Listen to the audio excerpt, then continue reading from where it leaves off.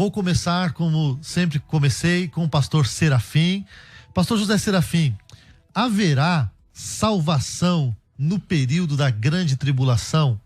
E como que a gente consegue embasar esta sua resposta? Pois não. De acordo com a palavra de Deus, a Bíblia Sagrada, mesmo após o arrebatamento da igreja, no período da grande tribulação, haverá salvação, haverá oportunidade para a salvação, sim. Nós, lendo o livro do Apocalipse, o capítulo 1 fala da história de João, contando rapidamente sua história. Os capítulos 2 e 3 são as 7 cartas, 7 igrejas da Ásia Menor. O capítulo 4, João é arrebatado para o céu.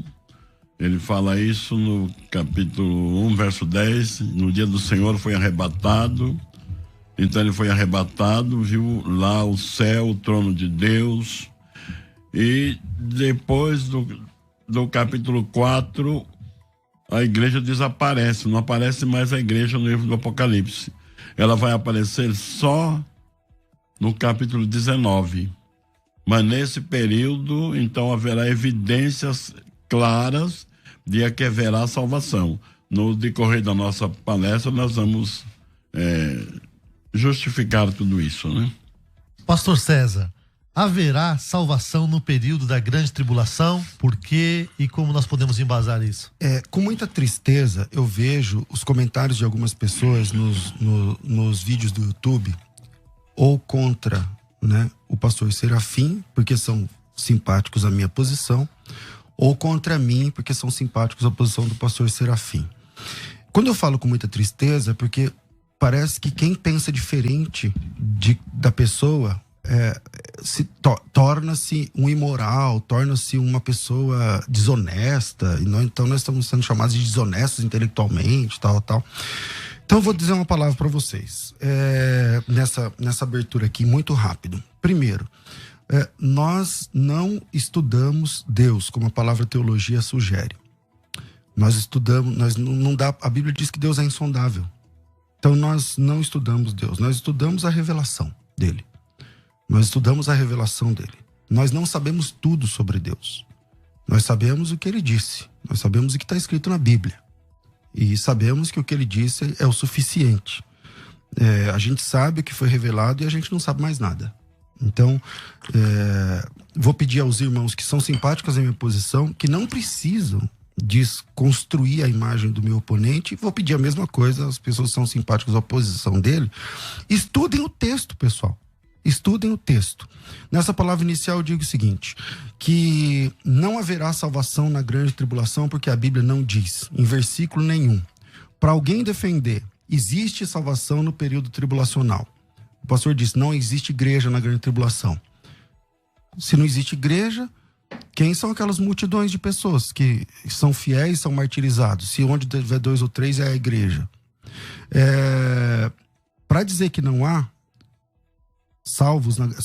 para dizer que há salvação na grande tribulação, precisa de um texto onde um ímpio se arrepende, se converte e é aceito por Deus dentro do período tribulacional. Se não tem esse texto, não tem salvação na grande tribulação. Muito bem. Nós temos aqui alguns convidados que vão opinar também sobre este assunto. Nós sempre trazemos alguém. E hoje nós vamos ouvir o pastor Juliano Fraga, que é da Assembleia de Deus de Campinas, e também o professor Carlos Vailate, que é mestre em teologia e doutor em estudos judaicos. Vamos, então, ouvir qual é a opinião do pastor Juliano Fraga, da Assembleia de Deus de Campinas. Graça e paz a toda a Musical FM, aos debatedores, por nos trazer um assunto tão relevante em debates acirrados e acalorados dentro do âmbito da escatologia bíblica. A pergunta que foi feita é: haverá salvação dentro do período tribulacional?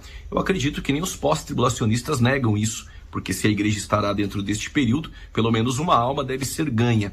Ela não estará dentro deste período somente para ser expurgada, como muitos dizem, por conta do período da ira que haverá sobre toda a terra. Como eu sou pré-tribulacionista, eu acredito que a igreja não passa pela tribulação. Aliás, não há um versículo na Bíblia dizendo que a igreja, a palavra igreja, passa pela tribulação. Nós temos a palavra santos, eleitos, que eu acredito que são salvos do período tribulacional, com base em alguns versículos bíblicos, como Apocalipse capítulo 6, versos 9 e 10, e também Apocalipse capítulo 7, versos de número 14. Estes vieram da grande tribulação martirizados, e a ressurreição para estes é em Apocalipse 20, versículo de número 4, 5 e 6, que muitos aqui fazem uma grande confusão, mas a ressurreição aí que aparece é para os mártires. Quem são estes? Os mártires do período tribulacional que foram salvos. Porque eu acredito também que haverá salvação. Não faria sentido um anjo pregar o arrependimento em Apocalipse 14, versos 8,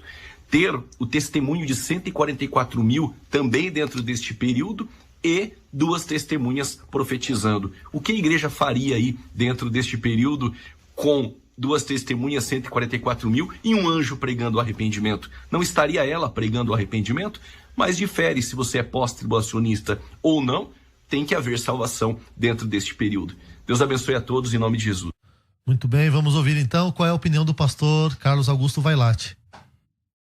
Olá, pastor César Cavalcante. Olá, pastor José Serafim. A graça e a paz do Senhor para vocês e também para todos os queridos ouvintes e telespectadores do programa Debates da Musical. Aqui quem fala é o pastor e professor Carlos Augusto Vailate, e eu fui convidado para dar um breve parecer sobre o seguinte tema que vocês debaterão, que é o seguinte: haverá salvação no período da grande tribulação?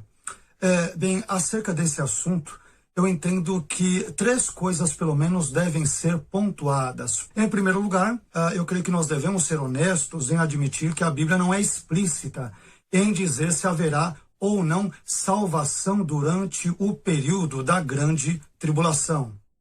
Em segundo lugar, eu diria também que entendo, que a igreja passará pela grande tribulação e, portanto, por entender que o Espírito Santo estará atuando na terra durante esse período, logo é razoável admitir que haverá, sim, conversões, haverá salvação durante o chamado período tribulacional.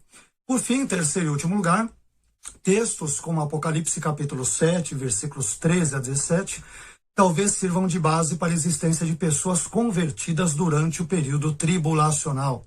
Em Apocalipse 7:13, quando um ancião pergunta para João: estes que estão vestidos de vestes brancas, quem são e de onde vieram? Tal pergunta recebe a seguinte resposta em Apocalipse 7:14. Estes são os que vieram da grande tribulação, lavaram as suas vestes e as branquearam no sangue do Cordeiro. Acontece que a expressão os que vieram vem do grego hoi erhomenoi, uma expressão que ocorre no particípio presente em grego e que, portanto, pode ser traduzida como os que estão vindo. Por isso, esta expressão, os que estão vindo, eu entendo que talvez possa dar a entender que pessoas já crentes vieram da tribulação ou que pessoas que estão se convertendo durante aquele período vieram também da grande tribulação e estão, por conseguinte, sendo salvas. Bem, em resumo, é isso aí. Eu espero que vocês façam um bom debate, que esse debate contribua para elucidar as dúvidas e questionamentos em geral dos telespectadores. Deus abençoe sua vida, pastor César. Deus abençoe sua vida, pastor José Serafim. E a todos os telespectadores e ouvintes da Rádio Musical. Deus abençoe vocês e que vocês façam um bom debate em nome de Jesus e para a glória do nosso Senhor. Grande abraço. Muito bem, nós vamos essas 2 opiniões e para mim, pastor César, pareceu que as 2 opiniões defenderam que sim, pelo que eu entendi. Não, então, é porque a divergência entre pré e pós, eu também entendo que haverá salvação dentro da grande tribulação. Porque a igreja vai estar dentro da grande tribulação pregando. A diferença é que o pré-tribulacionista acredita que haverá salvação depois da volta de Cristo. Entendi. E para o pós-tribulacionismo, quando Jesus volta, fecha-se a porta. Então vamos entender assim, o debate assim, ó. Haverá salvação depois que Cristo voltar? Eu digo não. O pastor Serafim, acho que ele deve dizer sim. Sim, entende? Ele acredita que ele entenda que após a volta de Jesus continua a grande tribulação. Mas aí, pastor Serafim, pegando ele apontou pastor César apontou na primeira fala o seguinte: qual é o texto que diz que haverá salvação. E aí que mostra alguém sendo salvo. E alguém sendo salvo, alguém se convertendo, sendo arrependido. E quando a gente fala sobre a volta de Jesus, tem aquelas comparações com a Arca de Noé. E a porta da arca foi fechada uma vez. Não teve quem conseguisse entrar de novo na arca. Foi aquela vez, fechou a porta fechada estava e eles se perderam. Por que a posição que o senhor defende hoje é que haverá salvação na grande tribulação?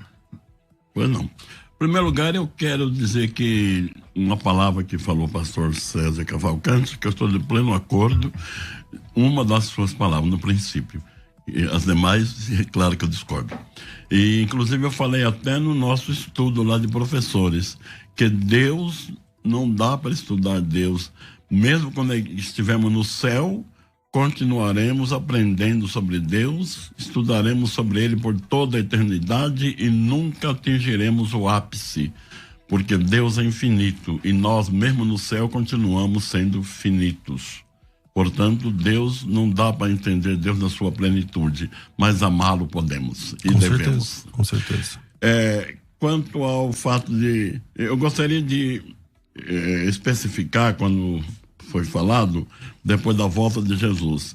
É bom falar depois do arrebatamento da igreja. Exatamente, verdade. Eu concordo contigo. Isso, depois do arrebatamento da igreja. Se haverá salvação após o arrebatamento. Eu creio que não, o senhor crê que sim? Eu creio que sim. Só que aí for arrebatada, que entraremos no período da grande tribulação, então haverá sim salvação. Por que razão? Até as palavras do pastor Fraga, ele tomou até alguma coisa que eu tenho para falar. Por que razão estarão as duas testemunhas pregando? Por que razão o capítulo 14 fala de um anjo voando pelo meio do céu, tendo o evangelho eterno na sua mão e convidando as pessoas a adorarem a Deus e darem glória? Então, as pessoas que atenderem o apelo desse anjo serão salvas. Mas quem atendeu? Vamos chegar lá. Um texto só que eu queria. Tudo bem. Nesse período, capítulo 13 de Apocalipse fala da besta que vai impor o seu sinal 666. Os que aceitarem o sinal da besta estarão se dobrando, adorando a besta. Está escrito que serão lançados no lago de fogo e enxofre. Estarão condenados por aceitar o sinal da besta e adorar a besta. Mas alguns recusarão. Alguns não adorarão a besta. Alguns não aceitarão o seu sinal, pagarão com a vida. É aí que vamos chegar em dois textos importantes da Bíblia. Um deles é o capítulo 6 de Apocalipse, onde aparece as almas dos que foram degolados por amor a Cristo e orando: até quando, justo e poderoso Senhor, não julgas e vingas o nosso sangue dos que habitam sobre a terra? Foi-lhes dado comprida vestes brancas, dito que repousasse mais um período, até que se completasse o número dos seus irmãos, que seriam mortos como eles. E no capítulo 7 eles aparecem quando João pergunta: quem são estes? E o ancião responde: esses são os que vieram da grande tribulação, e que lavaram suas vestes e as branquearam no sangue do Cordeiro. Por isso estão diante de Deus e o serve de dia e de noite, etc. Então, essas pessoas que recusaram o sinal da besta, que não adoraram a imagem da besta, e os judeus que se converterem nesse período são salvos. Pastor César, existe uma crença que é repetida nas igrejas, que as pessoas que não forem salvas no arrebatamento da igreja, pelo sangue de Jesus, eles vão morrer, como foi descrito aqui na visão do pastor Serafim, e que serão salvos mediante a própria morte e o próprio sangue. Isso é possível? O que o senhor acha disso? Esse é o problema, esse é o ponto cego, com todo respeito, do pré-tribulacionismo. Inegavelmente existem salvos na grande tribulação. Inegavelmente. Eles são chamados de santos. Santificação é um processo. Uma pessoa que não aceitou o sinal da besta e foi degolado, ele não é santo. Ele não se santificou. Ele apenas não aceitou um governo. Só que a Bíblia chama esse pessoal, em Daniel capítulo 7, de santos. Em Apocalipse capítulo 13, de santos. Em Apocalipse capítulo 7, de santos. E a Bíblia diz que eles foram mortos por causa do testemunho de Cristo. E por causa da palavra de Deus. Qual que é o ponto cego do pré-tribulacionismo, na minha opinião, na minha humilde opinião? É que eles colocam o arrebatamento de Jesus antes da grande tribulação. E aí vira uma salada, porque eles têm que ficar manobrando a Bíblia. Eu falei assim, mostra alguém se convertendo. Ele não mostrou ninguém. Um ímpio desentregando a vida a Cristo, dizendo agora eu quero... Não tem. Não tem. O que tem são santos sendo perseguidos. E isso foi profetizado lá em Daniel capítulo 7. A Bíblia diz no versículo 21 que aquele dragão vai fazer guerra contra os santos e vencia até que chegou o ancião de dias. O ancião de dias é Cristo. E fez justiça aos santos. E os santos, no versículo 27, reinarão com ele por todos os tempos, eternamente. Quem são os santos que vão reinar com Cristo eternamente, meu Deus do céu? Os mártires ou toda a igreja? Toda a igreja. Apocalipse capítulo 2, versículo 27. Ao que vencer, regerá as nações com vara de ferro. Só que, como eles colocam a volta de Cristo antes da grande tribulação, precisa ficar fazendo manobras nos textos bíblicos. A última trombeta não é a última trombeta. Para o pastor, a última trombeta não é a última trombeta. Entendeu? Para eles, tem duas ressurreições de salvos, tem repescagem na ressurreição. A Bíblia diz em Apocalipse capítulo 20, versículo 5, o texto que o irmão conhece, ele escreveu um livro sobre isso, que há duas ressurreições. A primeira para os salvos, a segunda para os ímpios. Se Jesus volta no começo da grande tribulação, também aconteceu a ressurreição. E aí é um problema deles, da última trombeta, que ninguém responde. Aí Jesus já teve a primeira ressurreição. Aí acontece 7 anos de grande tribulação, no final tem outra ressurreição de salvos. Mas a Bíblia diz que bem-aventurado e santo aquele que faz parte da primeira ressurreição. Aí a primeira ressurreição também não é uma ressurreição só. Então tem que ficar rebolando aqui, tem que ficar... Se deixar o texto falar, o texto vai explicar. Eu creio que a Bíblia diz o que ela está dizendo. Pastor Serafim, ouvindo o pastor César falar, a explicação dele bastante pontual, bastante direta e bem objetiva. Bem forte. Com todo respeito. Sim, respeitosamente. Aqui a gente até acho que o debate tem sido bom, porque vocês são ótimos debatedores, defendem muito bem o que acreditam. Mas se o senhor acredita que a 70ª semana de Daniel é a grande tribulação, não é o que o pastor César acredita, pelo que nós percebemos até agora. Esse tempo que nós temos é o tempo dos gentios, que é o tempo em que Jesus ele vai tratar com os gentios convertidos, tornam igreja. E agora, na grande tribulação, que é o tempo de Israel novamente, de Deus tratar com Israel, não seria lógico a gente pensar que se houvesse conversão, seria apenas de judeus? Ou a sua defesa em relação ao que ele falou é que vai haver conversão de todos os povos, todas as gentes, todas as pessoas vão conseguir. E por que o senhor acredita nisso? Eu peço primeiro permissão para desfazer um mal entendido que eu vi no início. O próprio pastor já está dizendo que muitos crentes acreditam que alguns serão salvos pelo seu próprio sangue. Eu já ouvi falar isso também, mas para mim é verdade. É um absurdo. Ninguém é salvo pelo seu sangue. Aqueles que vieram da grande tribulação, o texto diz que lavaram suas vestes e branquearam no sangue do Cordeiro. O nosso sangue não nos salva nunca, é só o sangue de Jesus que pode salvar. Então os que são salvos hoje, os que serão salvos durante a grande tribulação, desde o justo Abel até o último que se converter, são salvos pelo sangue de Jesus e nunca por mérito pessoal, nem pelo seu próprio sangue. Eu teria mais argumentos sobre isso daí, mas como o tempo não nos permite, vamos ficando por aí. E dos que nossos ouvintes, se quiserem depois nos procurar através de e-mails, ele nem tem meu e-mail aí, pode passar meu e-mail, o WhatsApp, eu estou à disposição. Eu recebo muitas consultas dessa natureza. Pois bem, o pastor César me acusou de não ter mostrado ninguém que se converteu nesse período. Não nominalmente. Seria impossível de citar nominalmente? Não nominal, textualmente. Só um texto que mostra alguém se entregando. Não precisa ter o nome. Todos os que recusaram o sinal da besta, todos que não aderiram ao sinal da besta, são salvos, porque eles recusaram. E outra discórdia, pastor, com todo respeito também, a palavra santo quer dizer separado. Então, todos aqueles que aceitam Cristo, ele é santificado na hora. É verdade que a santificação é um processo progressivo, a pessoa vai se santificando. Mas para Deus ele já é um santo, já está separado do pecado. Mas deixa eu só voltar. Assim, a salvação, na sua crença, é um acordo que será feito entre o Messias e Israel, com base no que diz Zacarias, que dá a entender que o povo reconheceu aqueles a quem transpassaram. Isso, na sua opinião, é arrependimento para a salvação? E se, como a 70ª semana, que é a grande tribulação na sua defesa, ela se refere à salvação de judeus, uma vez que tem 144 mil judeus pregando, 2 testemunhas, um anjo, ou é para todos os povos? A salvação é para todos os povos. Quando sai um anjo do capítulo 14, com o evangelho eterno na sua mão, pregando adorai a Deus, aquele que fez a fonte das águas. Todos que ouvirem esse anúncio do anjo, crerem e aceitarem, são salvos, independente da sua etnia, se é judeu, se não é judeu. Se crerem, serão salvos.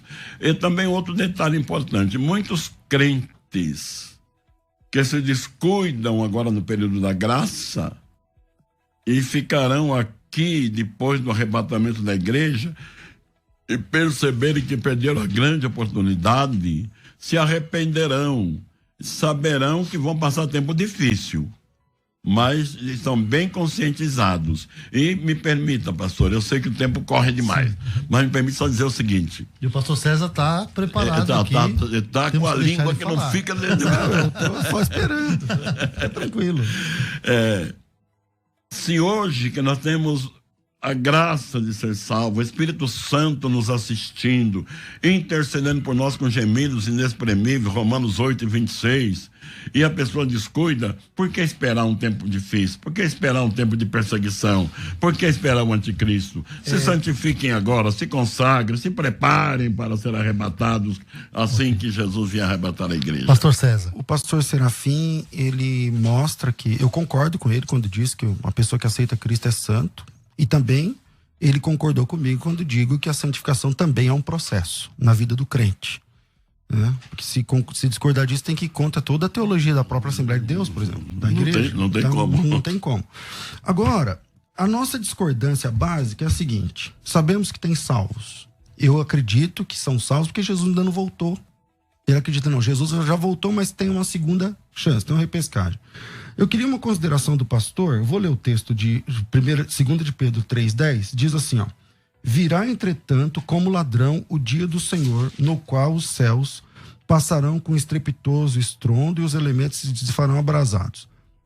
Por irmão que defende 2 voltas de Cristo, uma na primeira e outra na segunda fase, essa aqui, dia do Senhor, com estrepitoso estrondo e os elementos se desfarão, é a primeira ou é a segunda? É a segunda. É a segunda. Se é a segunda, por que na continuação do versículo o apóstolo Pedro diz assim, ó: e vós deveis ser tais como os que vivem em santo procedimento e piedade, esperando e apressando a vinda do dia de Deus. Se essa é a segunda vinda de Cristo, porque para mim só tem uma, Jesus só disse que ia voltar uma vez, na minha opinião. Sim. Mas por irmão são 2, então essa aqui é a segunda. Se essa aqui é a segunda, por que a igreja está dentro da grande tribulação e Pedro está falando assim, ó: então, irmãos, vocês que estão na grande tribulação, esperem esse dia, que o senhor disse que é a segunda vinda, num santo procedimento, apressando o dia de Deus e essa vinda. Por quê, pastor? O irmão colocou uma palavra aí que o texto não diz. Vocês que estão na grande tribulação. O texto não qual diz palavra? isso. É só ler o versículo na não sequência. diz, Então, vou ler de estão novo. naquela. Posso ler novamente, então. Diz assim, ó: o dia do Senhor virá com estrepitoso estrondo, os elementos desfarão abrasados, também a terra e as obras que nela existem serão atingidas, visto que todas essas coisas vão de ser desfeitas. Deveis ser tais como os que vivem em santo procedimento e piedade, esperando e apressando a vinda do dia de Deus. Mas o texto não diz vocês que estão na grande tribulação. Mas se isso aqui já é a grande tribulação e os salvos estão lá, como que o senhor entende isso? Posso explicar? Por favor. Pois não. É um ensino do apóstolo São Pedro das coisas que hão de acontecer. Então, que todo cristão deve estar acordado, despertado e preparado, sabendo que essas coisas irão acontecer.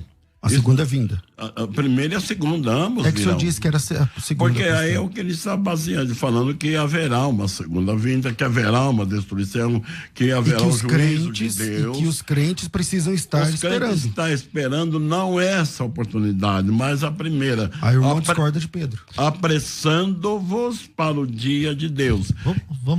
Eu vou chamar um break agora, a gente toma uma água, daqui a pouco a gente volta. Isso segue um pouco. Respondendo essas perguntas, tá bom? Vamos chamar um break. Volta a palavra pro pastor Serafim para responder o questionamento do pastor César. Ele leu um texto de Pedro dizendo que perguntou se era da segunda vinda, o senhor disse que era da segunda. Sim. Então, portanto, já teria acontecido então O arrebatamento. A grande tribulação. A minha pergunta foi, se é a segunda, por que a igreja, os santos aqui, os irmãos, tem que estar em santidade, aguardando o dia da vinda de Deus, que os céus serão incendiados? Porque na visão dele já estariam foi. glorificados. Em tese já foi. Por Ok. que Pedro está dizendo isso? Quando Pedro se refere a isso, todo crente, todo servo de Deus, ele espera uma intervenção divina neste mundo que está na mão do diabo. Veja que o Pedro também fala isso no capítulo 2 da sua segunda carta, que o justo Ló enfastiava todos os dias sua alma justa com que ele via em Sodoma e Gomorra. E eu até escrevi no meu livro, o crente que não fica angustiado com o que acontece no mundo hoje, tem coisa errada com ele. Então, o que Pedro está dizendo, tudo isso vai ser desfeito. Então, para que nós nos trabalhemos, para apressar que esse dia chegue depressa, está orando, como Jesus ensinou, vem o teu reino, nos preparando, nos santificando. Isso não quer absolutamente dizer que nós estaremos presentes na hora dessa destruição, mas que ela virá. Mas nós já fomos tirados antes. Certo. Pastor César, me permita uma pergunta, porque... Ficou claro que não teve resposta, né? Porque, É isso. Porque assim, ó, eu vou ler o texto novamente. Eu sei que é um texto difícil, mas vamos lá. O dia do Senhor vem, o qual os céus passarão estrepitoso estrondo. Eu perguntei, isso aqui é na primeira ou na segunda vinda? Eu só creio em uma, ele crê em duas. Então, já que ele crê em duas, é na primeira ou na segunda? Não, na segunda. Aí eu disse, tá bom. Por que na continuação do texto, o Pedro aconselha os crentes dizendo assim, ó, deveis ser tais como os que vivem em santo procedimento e piedade? Isso é para a igreja. Esperando e apressando a vinda do dia de Deus. Se a primeira já foi, qual é a vinda do dia de Deus? A segunda. Por causa do qual os céus incendiados serão desfeitos. Eu creio que Jesus voltará uma vez só. Essa vez será um estrondo, todo olho verá. Ele arrebatará a igreja e lutará contra o anticristo. Agora, para o pré-tribulacionismo, esse texto eu acho que é indefensável, com todo respeito. Porque ele tem que espiritualizar e tal, não sei o quê. Porque o Pedro está dizendo, Jesus vai voltar e quando ele voltar vai ter um estrondo e tudo vai acabar e os céus vão pegar fogo e vocês, igreja, precisam estar em santidade. É simples o texto. Pastor César, o senhor tem defendido ao longo dos debates, e hoje, como é o último dia, a gente vai acabar pescando algumas coisas dos debates anteriores, que a visão pré-tribulacionista, ela tem que fazer alguns remendos, alguns encaixes, tem que pegar alguns textos. Mas vamos imaginar que o pré-tribulacionismo esteja incorreto. Quando Jesus voltar, então, quando houver arrebatamento da igreja, já vai haver esta aliança com Israel. Israel já vai reconhecer o Messias imediatamente. Aqueles textos de Zacarias, onde dá-nos a entender que a nação está reconhecendo Cristo como seu Messias. Onde a gente encaixa, então, esses textos, se não de acordo com a visão pré-tribulacionista? O fim da grande tribulação. A grande diferença é que Jesus, para eles, já voltou. E para nós, não. Deixa ele responder, pastor Serafim. Meu Deus do céu, da graça. Então vamos lá. Primeiro, não existe repescagem. No recurso parabólico de Cristo, por exemplo, quando o noivo chega, fecha a porta. Mateus capítulo 25, versículo 10. Nos dias de Noé, fechou a porta da arca, acabou. Nos dias de Ló, ele diz, lembrai-vos da mulher de Ló. Por quê? Porque só teve aquele dia, acabou.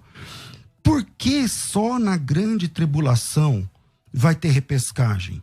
Veja, qual igreja é maior? Já que vocês falam de justiça, mas não é justo o crente passar pela grande tribulação. Deixa eu falar uma palavra de justiça para vocês. Eu queria a atenção do pastor Serafim. Eu tenho deixado ele falar bastante. Só nessa vez agora. Presta atenção. Tá bom. Presta atenção.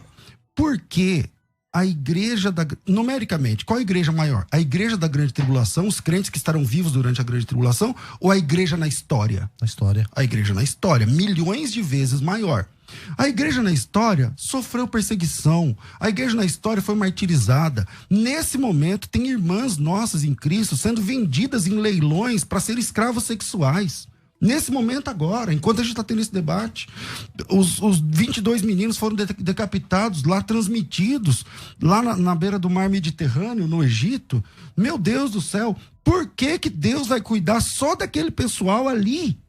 Sendo que a história da igreja, pastor, a nossa história no mundo é sofrer. Ser de Deus num mundo que odeia a palavra de Deus é sofrer.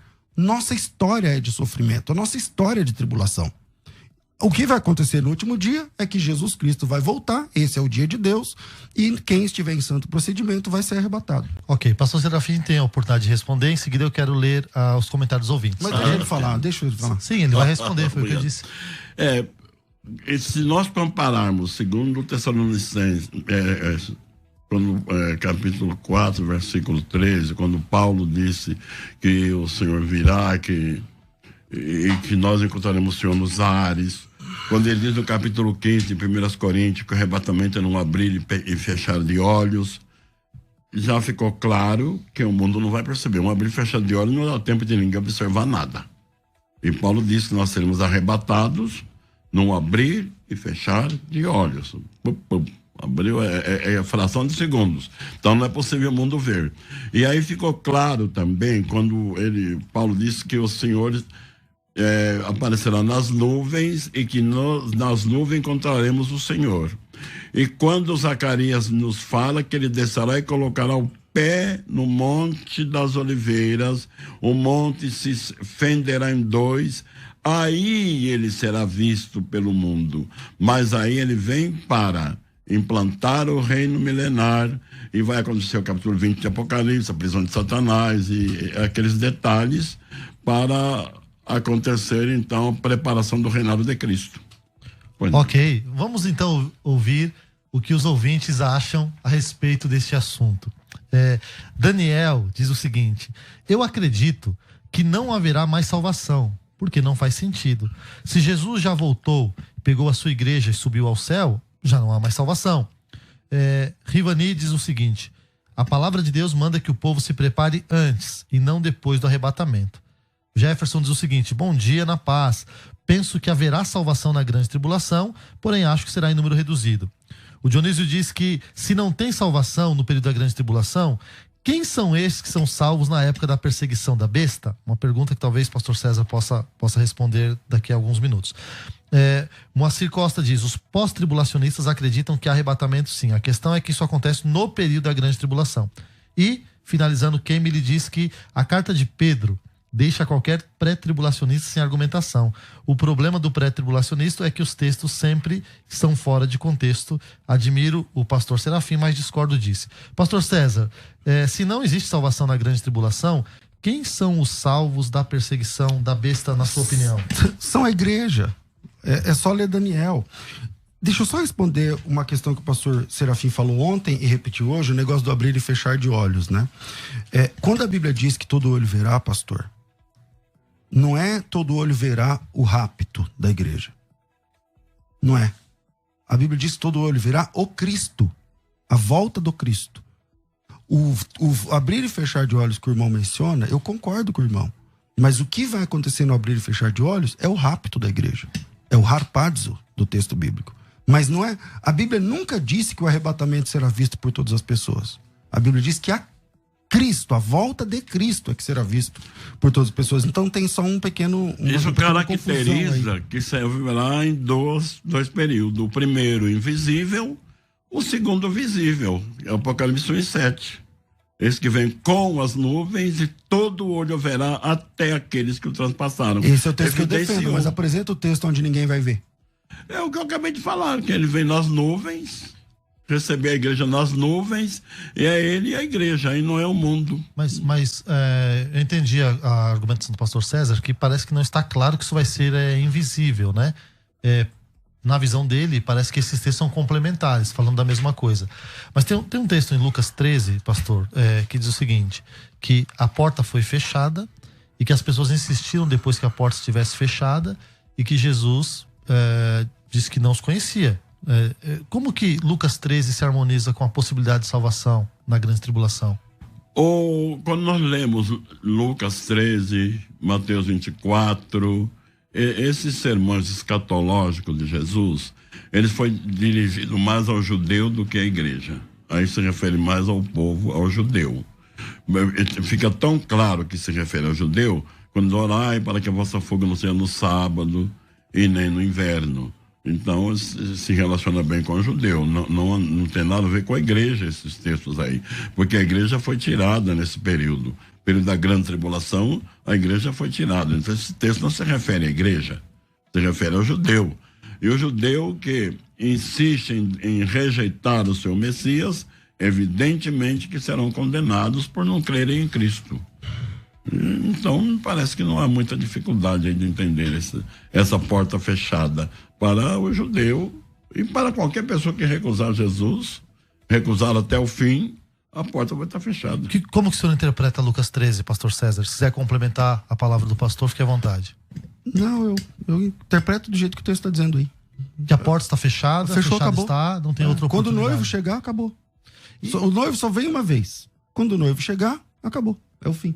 E eu acho que o grande motivo da gente esperar que haja um período de grande tribulação é para que Israel seja, entre aspas, apertada, punido, para quando estiver encurralada a nação, reconhecer o Messias. Esses textos do Antigo Testamento, eles vão se cumprir aí, não vão se cumprir, vai se cumprir no milênio? O que a gente faz com esses textos? A minha preocupação é assim, veja, nós estamos debatendo aqui um assunto que não é salvífico. Sim, teológico. Entender A ou B. Mas eu quero abrir mão de ficar... Eu não quero ser muito duro, nem gastar muito tempo. Eu cedo meu tempo para o pastor Serafim. Só digo que os irmãos analisem os textos sem manobras. Sem manobra. Deixa o texto falar. A teologia saudável, a que brota do texto bíblico, do leito do texto bíblico. Deixa o texto, não sufoca o texto que vai ficar claro. Mas eu quero fazer uma pergunta que talvez os ouvintes estejam em dúvida. Para você, então, a grande tribulação não vai ser 7 anos como ele acredita, não vai ser aqueles 3 anos e meio de aliança com o anticristo. A grande tribulação, então, na sua visão, ela... Os 7 anos que o pré-tribulacionismo defende nasceu da falta do cumprimento da 70ª semana de Daniel. Eles entendem que não cumpriu, então precisa cumprir. Então, mas a Bíblia fala de grande tribulação em 1260 dias, isso dá 3 anos e meio. Em 42 meses, isso dá 3 anos e meio. Um tempo, 2 tempos e metade de um tempo, isso também dá 3 anos e meio. O tempo que a Bíblia diz da grande tribulação é 3 anos e meio, não 7 anos. Okay. Dá licença? Sim. Daniel 9, 27. Ele fará um concerto com muitos por uma semana. Uma semana, 7 anos. E na metade da semana, ele quebrará o concerto. Fará cessar o sacrifício. Ele quebra a aliança. Está escrito que ele vai anular a aliança. Não diz, pastor. Desculpa. Leia o texto. Vamos lá, Daniel 9, 27. 9, 27. Eu não estava preparado para achar tão rápido aqui, mas vamos lá. Daniel está aqui na mão, capítulo 9. Quanto pastor César acha? Já achei. Já. Aqui, 9, 27. Diz assim: ele fará uma firme aliança com muitos por uma semana. Na metade da semana, fará cessar o sacrifício e a oferta de manjares. Quem é esse ele? Então, na visão do pastor César, é Jesus no final do ministério dele, se eu não me engano. Claro. E porque cessou o sacrifício. Na sua visão, é o anticristo que vai quebrar. Fazer uma aliança com o judeu. É que assim, na verdade, quando o antigo Epifânio, qualquer tipo de anticristo, como muitos que se levantam, eu creio que ele foi um anticristo, acho que o irmão também, ele não faz cessar o sacrifício. Ele faz cessar o sacrifício na terra, mas não. O único que tornou obsoleto todos os sacrifícios foi Cristo. Quando Jesus morreu, o verdadeiro cordeiro, no verdadeiro altar, todos os sacrifícios. Pode matar cordeiro à vontade, não está mais valendo. Que não está valendo, eu concordo. Porém, o judeu que se converterem nesse período, que ainda não reconheceram essas coisas, eles voltarão. Tanto é que Paulo fala que o templo será reconstruído. Eu também concordo. Só que o grande problema entre nós é que o irmão... Tudo nisso a gente está concordando. Mas o irmão colocou a vinda de Cristo num momento onde ele não apareceu ainda. Ele vai aparecer no final. É só essa a diferença. Bom, vamos ver o que Hélio Júnior acha. Ele disse que já que a igreja subiu antes da grande tribulação, os que se converteram na grande tribulação se tornaram igreja. Eles não farão parte das bodas do Cordeiro. Aqui é um outro ponto que daria um debate entre vocês dois. Davi Cordeiro diz: é muito interessante poder acompanhar duas pessoas de autoconhecimento interagindo sobre a Bíblia. Deus os abençoe. Parabéns novamente ao programa. Miqueias diz: eu creio que Jesus virá uma vez só, em duas fases, como diz o pastor Serafim. Na primeira fase, Jesus virá buscar a igreja, na segunda, virá com a igreja. Pastor Serafim, se essa explicação, esse texto de Pedro, que foi o texto acho mais complicado que foi colocado hoje na mesa, ele também diz que Jesus virá como ladrão. E essa questão de Jesus vir como ladrão é o que os teólogos pré-tribulacionistas acreditam nessa iminência da volta de Jesus, né? E aqui parece que ele vem como ladrão já na segunda vinda. Como o senhor é dispensacionalista, haverá salvação então fora da graça? Se houver salvação na grande tribulação, haverá salvação fora da graça? Não haverá salvação, mas a graça de Deus continua existindo, ela não foi tirada. É como nós já falamos, salvo pelo sangue de Cristo, desde Abel, que nasceu antes da dispensação da graça, até o último que se converter. A graça de Deus é extensa, nada detém a graça de Deus. Então a graça continua. Para aqueles que creem em Jesus e o recebem, aqueles que morrem por amor a Cristo, a graça de Deus está presente. Pastor e César. Salvação é sempre pela graça, porque o homem nunca tem mérito. Pastor César. Eu concordo que a salvação é pela graça, o homem não tem mérito, e a graça de Deus está disponível até a volta de Cristo. A questão é que só tem uma volta de Cristo. E quando ele voltar, acabou. Fechou a porta. Pastor César, por que então o texto bíblico que ele defendeu, talvez a gente passou por cima quando ele citou, mas é assim: uma vinda de Jesus nas nuvens, outra vinda de Jesus na terra. Não, a Bíblia não diz que a vinda de Jesus é nas nuvens, em lugar nenhum.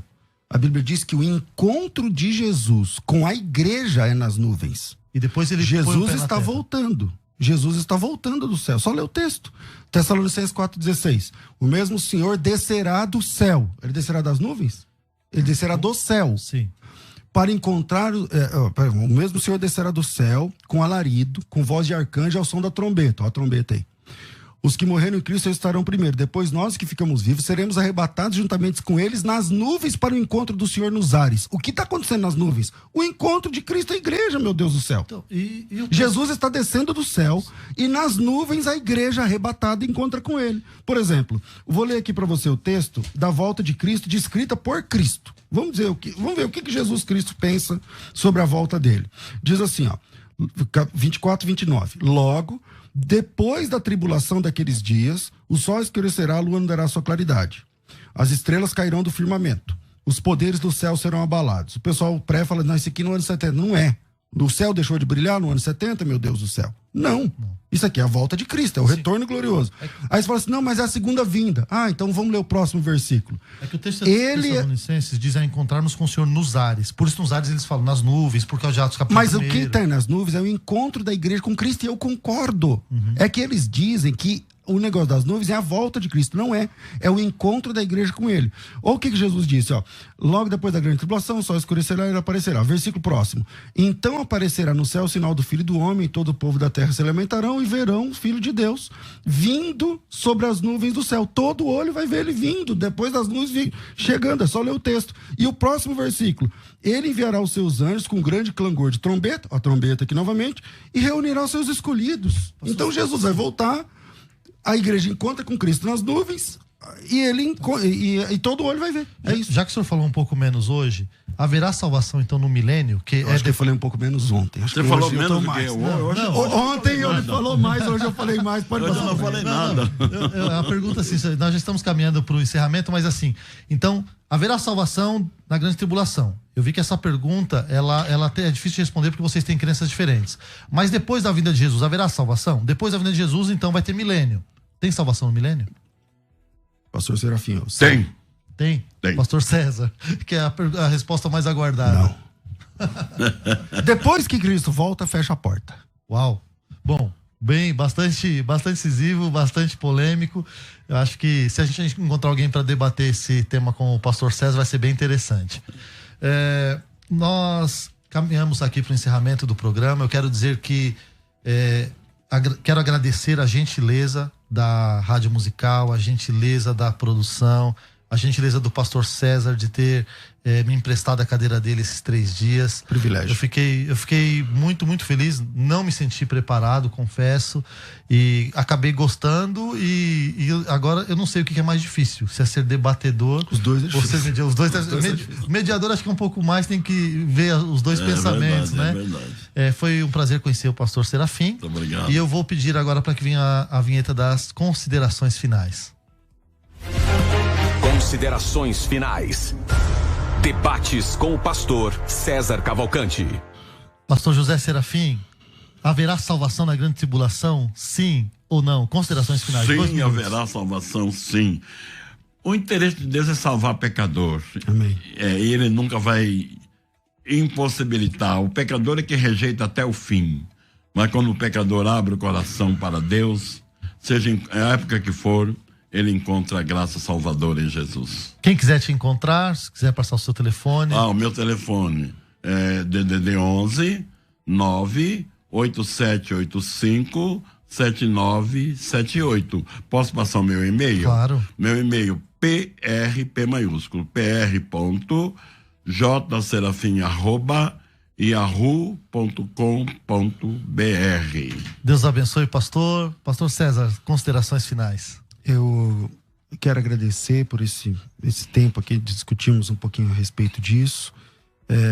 Vou pedir a todos os irmãos que pensam como eu ou diferente de mim, analisem os textos aqui expostos, voltem lá o vídeo, assistam, vejam os textos, leiam os textos, deixe que a Bíblia fale. Não eu, não o pastor Serafim, não o pastor Gessé, não os livros, não os teólogos, o texto bíblico.